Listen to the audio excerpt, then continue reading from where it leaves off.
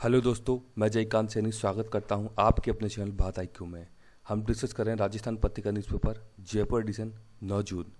Video के संबंध में यदि कोई क्वेरी या डाउट्स हो तो आप मुझे ज्वाइन कर सकते हैं टेलीग्राम पे, या मुझे आप कमेंट भी कर सकते हैं। तो शुरू करते हैं आज का डिस्कशन।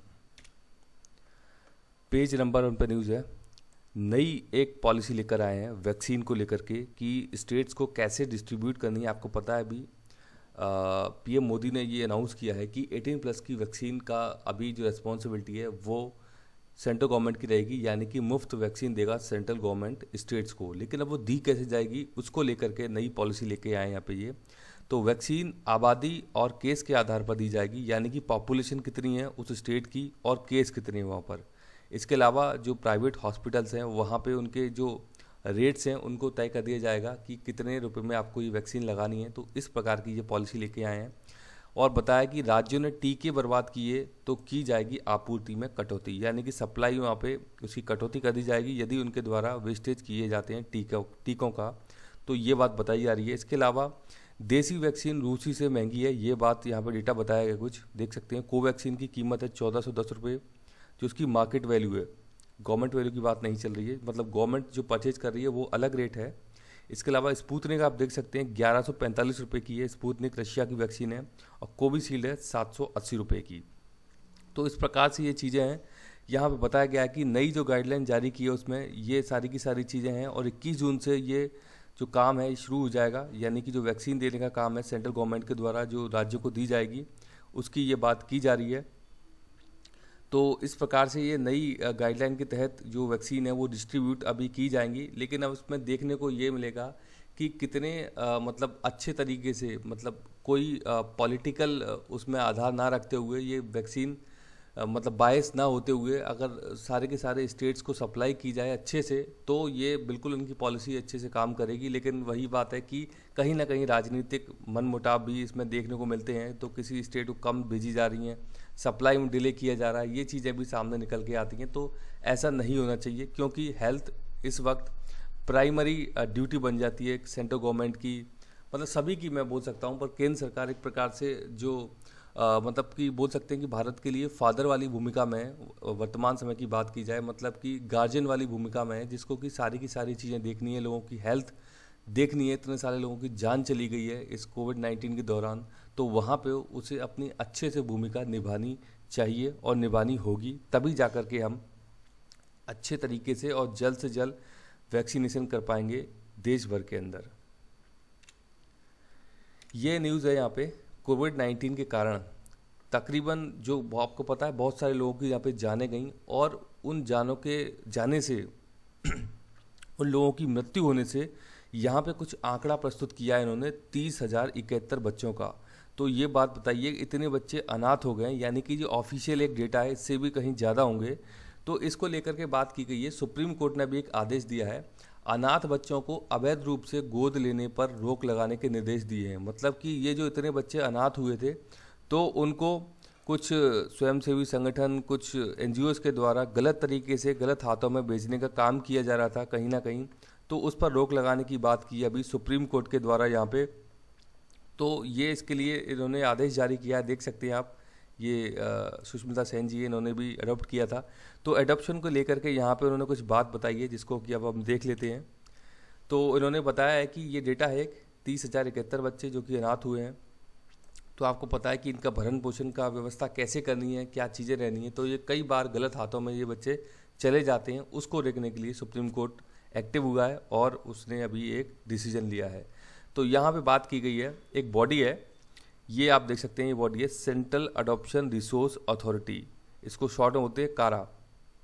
तो ये जो बॉडी है ये देखेगी अभी सारे के सारे काम, इसके परमिशन के बिना ये जब तक अलाउ नहीं करेगी आप अडॉप्शन नहीं कर सकते हो भारत के अंदर। इवन इंटर कंट्री जो अडॉप्शन भी होगा भारत के बच्चों को, यदि कोई दूसरे देश में भी अडॉप्ट किया जाएगा किसी किन्हीं लोगों के द्वारा, तो वो भी अलाउ नहीं है। ये बॉडी है, नोडल बॉडी है ये, इसके द्वारा सारी की सारी चीज़ें की जाती हैं। इसके अलावा एक और इम्पॉर्टेंट बॉडी है, अच्छा ये कारा मैं आपको बता दूं, ministry of women and child development के तहत आती है। अब मुझे कमेंट बॉक्स में बताइए कि इनके मंत्री कौन है, केंद्रीय मंत्री कौन है इस मिनिस्ट्री के। यहाँ पे एक और इम्पॉर्टेंट बॉडी है, the national commission for protection of child rights. ये एक स्टैचुरी बॉडी है और कारा भी एक स्टैचुरी बॉडी है। तो ये जो बॉडी है national commission for protection of child rights, इसको इस्टेब्लिश किया गया था the commission for protection of child rights. CPCR act आया था 2005 में। CPCR एक्ट के तहत ये बॉडी बनाई गई थी, national commission for protection of child rights. तो ये इनकी चाइल्ड के जो राइट्स हैं उनके प्रोटेक्शन की बात करती है। ये बॉडी बहुत अच्छा काम करती है, नेशनल लेवल पे बॉडी है ये। इसके अलावा कारा की जो हम बात कर रहे हैं यहाँ पे, जिसका कि मेन रोल निकल के आता है एडॉप्शन के मामले में, तो सेंट्रल एडॉप्शन रिसोर्स अथॉरिटी इसका पूरा का पूरा नाम है। ये भी एक स्टैचुरी बॉडी है और ministry of women and child के तहत आती है। इसके फंक्शन है, ये एक नोडल बॉडी है। Adoption of Indian children and is mandated to monitor and regulate, यानी कि उनको मॉनिटर करना और रेगुलेट करना। एक तो जब भी जो अडॉप्शन किया जाएगा इस बॉडी के तहत ही किया जाएगा, ये बात है, ये नोडल बॉडी है। इसके अलावा ये उसको मॉनिटर करने का काम भी करती है, यानी कि जब अडॉप्शन हो जाता है, यानी कि बच्चे का ट्रांसफ़र हो जाता है, जिन लोगों के द्वारा अपना लिया जाता है, उसके बाद भी इसकी मॉनिटरिंग चलती है, रेगुलेशन चलते हैं, in country and inter country adoption, ये बताया है इसके द्वारा। तो इम्पॉर्टेंट बॉडी है CARA. CARA is designed as the central authority, ये एक सेंट्रल अथॉरिटी है, यानी कि केंद्रीय एक अधिकार रखती है अपने पास to deal with inter country adoption, जो मैं आपको बता के चुका हूँ कि जो एक देश से दूसरे देश में अडॉप्शन की प्रक्रिया अपनाई जाती हैं उसको लेकर की। तो in accordance with the provisions of the Hague convention, एक हेग कन्वेंशन निकल करके आया था on inter country adoption 1993, ratified by the government of India 2003। तो इंटर कंट्री जो अडॉप्शन होते हैं उसको लेकर के जो हेग का कन्वेंशन था वो 1993 में आया था, लेकिन भारत सरकार के द्वारा रेटिफाइड किया गया इसको 2003 में। रेटिफाइड का मतलब है कि इसको अपना लिया गया, पार्लियामेंट के द्वारा इसको अलाउ कर दिया गया भारत के अंदर इस प्रकार की चीज़ों को। तो ये हेग कन्वेंशन भी इंपॉर्टेंट हो जाता है इस वक्त। कारा primary deals with adoption of orphan, जो अनाथ बच्चे हैं, एबडेंट हैं, जिनका कोई सहारा नहीं है, सरेंडर्ड चिल्ड्रन है, जिनको कि कुछ लोगों के द्वारा सरेंडर कर दिया जाता है कि ये उनका भरण पोषण नहीं कर सकते हैं, through its associated recognised adoption agencies. तो कारा के द्वारा ये सारे की सारी चीज़ें डील की जाती हैं। तो इसीलिए सुप्रीम कोर्ट के द्वारा यहाँ पे भी डिसीजन दिया गया, आप देख सकते हैं।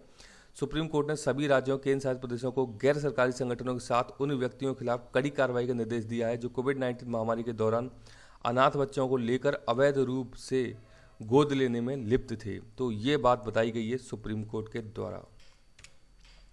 यहाँ पे ये बात की जा रही है, ये जो सेक्स रेशियो है उसका भी एक इंडेक्स निकल करके आया है। तो नीति आयोग के द्वारा ये इंडेक्स निकाला जाता है। SDG लक्ष्य यानी कि सस्टेनेबल डेवलपमेंट गोल्स, जो कि 17 लक्ष्य हैं, 2015 से 2030 इसकी टाइमिंग है। तो 2020-21 का ये इंडेक्स निकल के आया है और यहाँ पे टॉप किया है इस बार छत्तीसगढ़ ने। आप सोच नहीं सकते हैं कि छत्तीसगढ़ इस मामले में टॉप कर सकता है।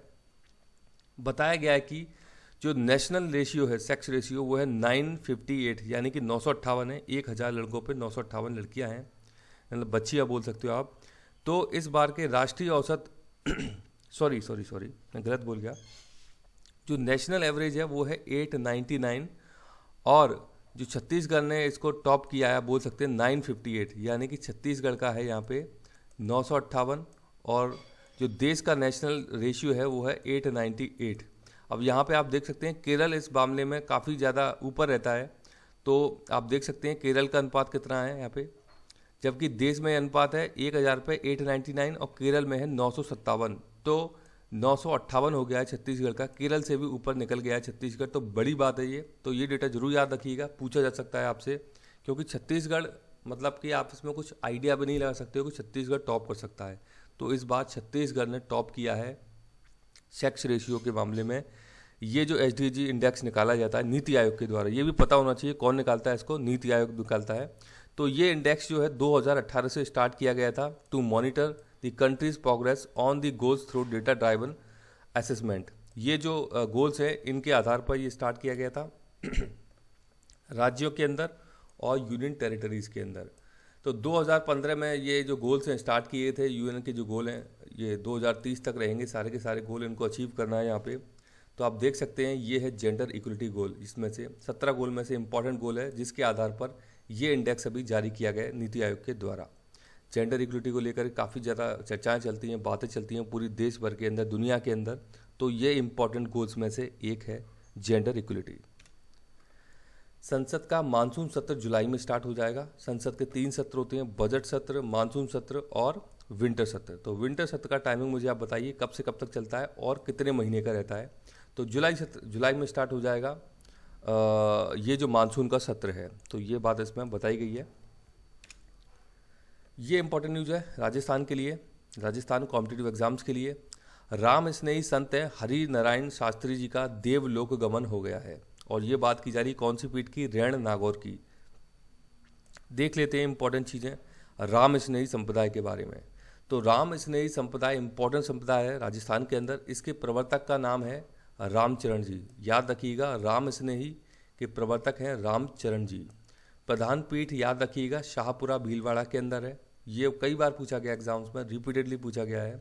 और एक इम्पॉर्टेंट उत्सव है फूल डोल उत्सव। तो याद रखिएगा फूल डोल उत्सव राम स्नेही संप्रदाय का वार्षिक उत्सव है, इम्पॉर्टेंट उत्सव है जो कि मनाया जाता है शाहपुरा भीलवाड़ा में। अच्छा, इसके अलावा और कई पीठों पर भी मनाया जाता है ये, लेकिन फूल डोल उत्सव का संबंध याद रखिएगा राम स्नेही संप्रदाय से है। अच्छा, यहाँ पर इनके गीतों की एक कुछ संकलन है अन्ना भाई वेड़ी। तो ये भी पूछा गया है कि अन्ना भाई वेड़ी का संबंध किससे है? तो राम स्नेही संप्रदाय से है। रामचरण जी के द्वारा लिखित है ये, और वो भी किस भाषा में? ब्रज भाषा में। इंपॉर्टेंट है, याद रखिएगा। रामचरण जी ने लिखा है अन्ना भाई वेड़ी को, ब्रज भाषा में संकलित है ये। इनके जो संत हैं, राम स्नेही संप्रदाय के जो संत हैं, उनके द्वारा गुलाबी रंग के वस्त्र पहने जाते हैं, यानी कि पिंक कलर के वस्त्र पहने जाते हैं। ये भी इंपॉर्टेंट प्रश्न है, कई बार पूछा गया है। अब ये कुछ इंपॉर्टेंट पीठ हैं जिनके बारे में आपको आइडिया होना चाहिए। तो पीठ है एक सिंगथल, सिंगथल पीठ है बीकानेर के अंदर, जिनके की संस्थापक हैं ये हैं हरि रामदास जी। खेड़ापा एक पीठ है जोधपुर के अंदर, इनके संस्थापक है रामदास जी। और रैण नागौर जो पीठ है, इनके संस्थापक हैं दरियाब जी। तो ये इंपॉर्टेंट हो सकता है इस बार कि रैण नागौर जो पीठ है उनके संस्थापक का नाम पूछ ही ले जाए, तो इनका नाम है दरियाब जी। कारण क्या है उसका? कि यहीं पर जो वर्तमान में है यहाँ के जो हेड होंगे, संत हैं जो, ये हैं हरि नारायण शास्त्री जी। इनका भी दो देवलोक गमन हो गया है, तो इनका संबंध इसी पीठ से है, रैण नागौर से। तो पूछा जा सकता है कि रैण नागौर जो पीठ है राम स्नेही जी की, उनके संस्थापक का नाम बताइए। तो ये है दरियाब जी। इंपॉर्टेंट है, ये सारे के सारे फैक्ट जरूर नोट कर लीजिएगा, आप पूछी जा सकते हैं। ये बात की जा रही है अंतिम छोर तक पहुंचती है आशा स्वास्थ्य कार्यकर्ता। ग्रामीण समुदायों में कोरोना पर जीत की आश है आशा। तो बात की जा रही है आशा। आशा है ASH आशा, एक्रेडिटेड सोशल हेल्थ एक्टिविस्ट। इनकी बहुत बड़ी भूमिका है रूरल सेक्टर के अंदर। 2005 से आशा जो ये सहयोगिनी है, इनकी स्टार्टिंग की थी, मतलब शुरुआत की थी, इनको भर्ती इनकी स्टार्टिंग की थी ताकि रूरल सेक्टर में हेल्थ सर्विसेज को बेहतर बनाया जा सके। और इनकी कोविड-19 के दौर में बड़ी भूमिका रही है। आप समझ सकते हैं, इनको ना तो कोई ऑक्सीमीटर, ना कोई PPE किट, इसके बावजूद ना कोई इतनी अच्छी फैसिलिटी इनको दी गई है, उसके बावजूद इनके द्वारा रूरल सेक्टर में काफ़ी अच्छा काम किया गया है।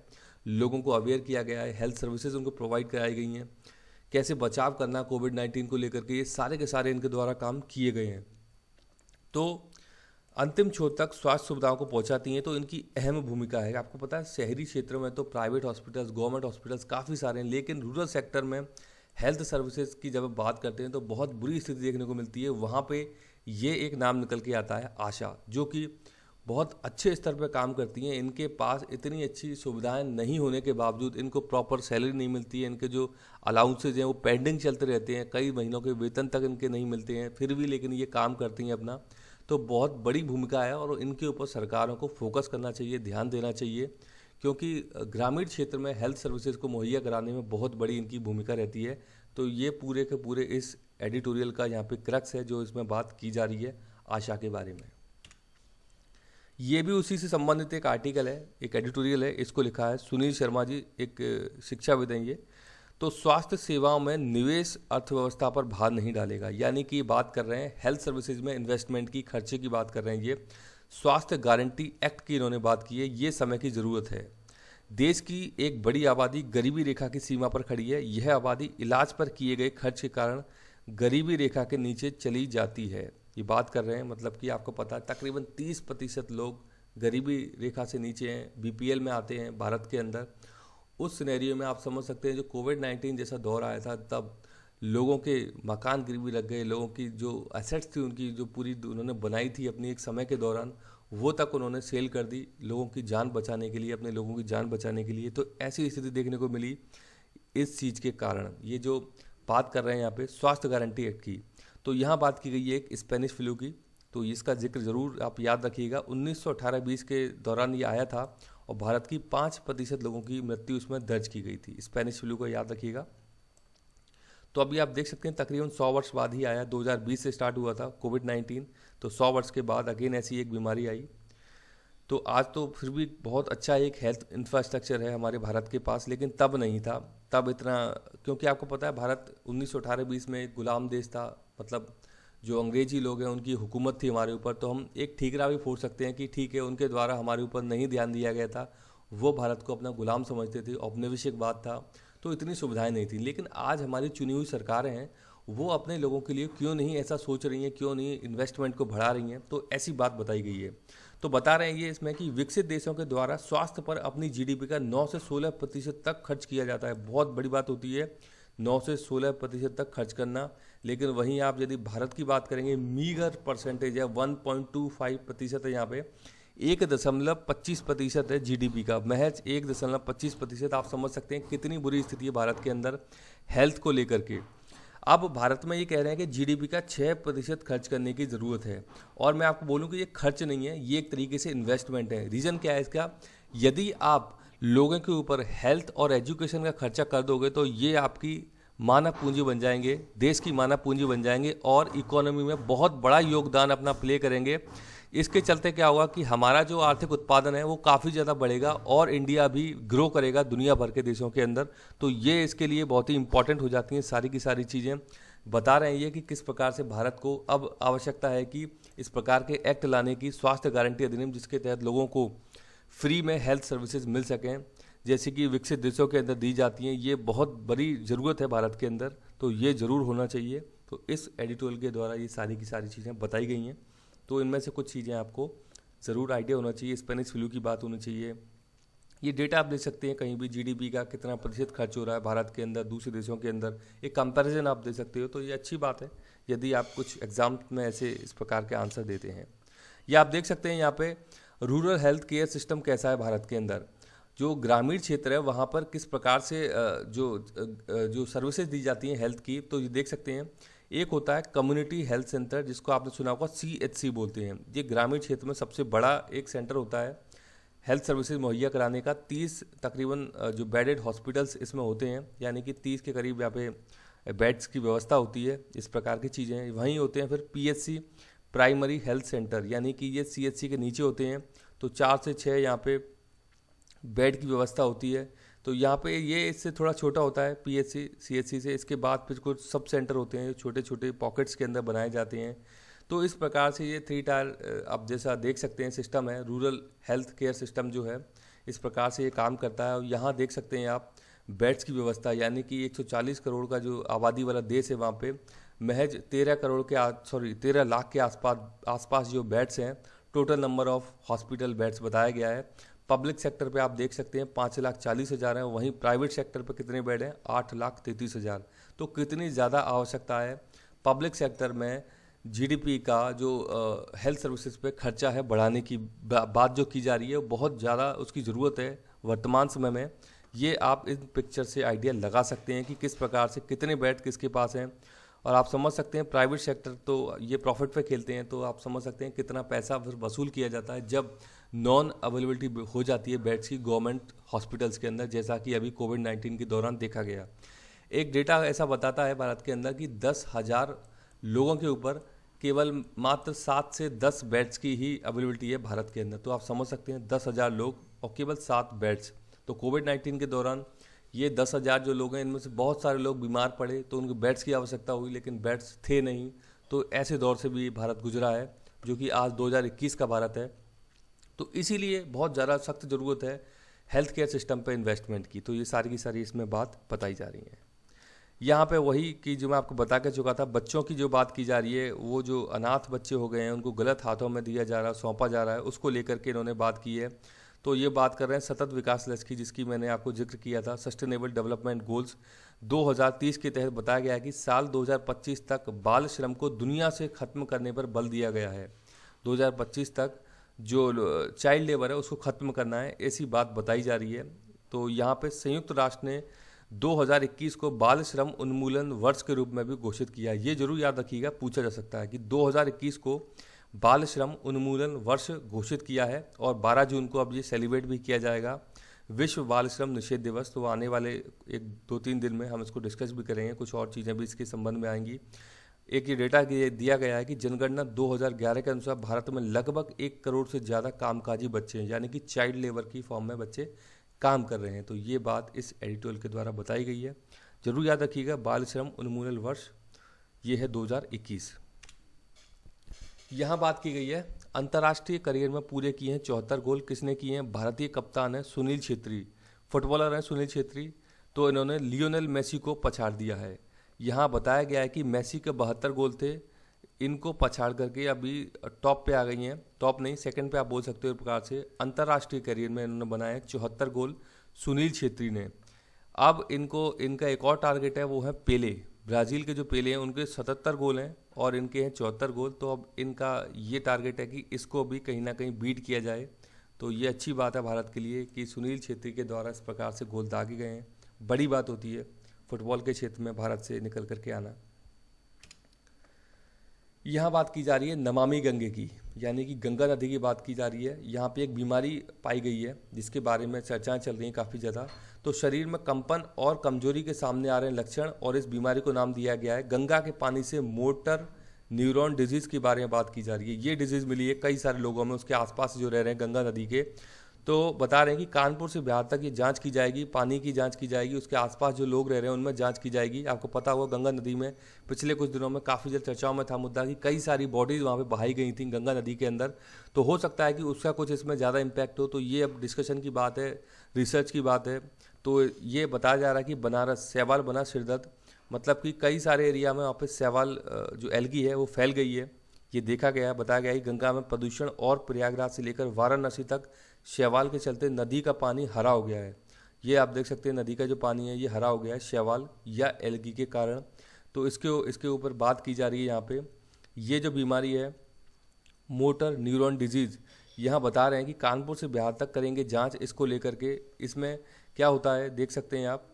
इससे ग्रसित होने पर कमजोरी और शरीर में कंपन व धड़कनें बढ़ने की समस्याएं सामने आ रही हैं। कुछ मरीजों में चलने और कुछ भी निगलने में भी दिक्कतें आ रही हैं। तो इस प्रकार के सिम्टम सामने आ रहे हैं मोटर न्यूरॉन डिजीज़ के कारण। तो देखते हैं क्या पता लगाते हैं हमारे साइंटिस्ट इसके बारे में और क्या इसके रीजंस रहे हैं। तो ये सामने आएंगी बातें अभी निकल करके।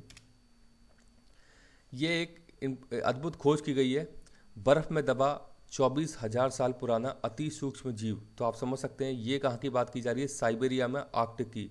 तो आर्कटिक ऊपर है, यदि हम देखेंगे अपना पूरा का पूरा ग्लोब, और अंटार्कटिक यहाँ पे नीचे है। तो ये बात की जा रही है आर्कटिक की, साइबेरिया के पास की। तो वहाँ पे अभी एक सूक्ष्म जीव मिला है, उसका नाम है बेडीलाइड। बेडीलाइड इसका नाम है। और ये बताया गया है कार्बन डेटिंग का इस्तेमाल करते हुए, रेडियो कार्बन डेटिंग का इस्तेमाल करते हुए बताया गया है कि ये 24,000 साल से जिंदा है ये जीव। तो इसके बारे में बताया गया है कि ये मतलब किस प्रकार की कंडीशंस को झेल सकने में समर्थ है, सक्षम है। इसमें कैपेसिटी आप समझ सकते हैं कि यहाँ पे तो माइनस में टेम्परेचर रहता है, आर्कटिक का जो एरिया है यहाँ पे जिंदा है ये जीव। तो ये यहाँ पे इन्होंने खोज एक निकाल पाई है। तो देखेंगे और भी कुछ इसमें डेवलपमेंट होंगे आगे, तो वो न्यूज़ के अंदर आएंगे, हम उसे कवर करेंगे। तो ये सारी की सारी चीज़ें जो कि अभी चल रही हैं, ये जो फाइंडिंग की है साइंटिस्ट के द्वारा साइबेरिया के अंदर। तो मुझे आशा है कि वीडियो आपको अच्छा लगा होगा। यदि वीडियो अच्छा लगा है तो जल्द से लाइक करें, शेयर करें, सब्सक्राइब करें, ताकि और भी लोग वीडियो का फ़ायदा उठा सकें। आप मुझे अपने सुझाव कमेंट बॉक्स में भेज सकते हैं या मुझे ईमेल भी कर सकते हैं। इसी के साथ धन्यवाद, मिलते हैं अगली वीडियो में।